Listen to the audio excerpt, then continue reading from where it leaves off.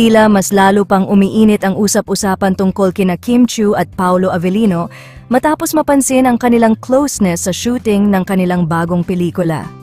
Ayon sa ilang sources, di umano'y madalas makita ang rumored couple na magkasama sa isang sulok, tila palaging may seryosong pinag-uusapan o kaya naman ay nagbubulungan. Hindi maiwasan ng kanilang mga kasama sa production ang kiligin sa closeness na ipinapakita ng dalawa. Kapansin-pansin na parang walang ilangan sa pagitan nila, very comfortable at relaxed silang dalawa kahit may camera o mga taong nakatingin. Marami tuloy ang nagtataka kung may namumuong espesyal na relasyon sa pagitan nila, lalo pat tila mas lalong lumalim ang kanilang pagkakaibigan.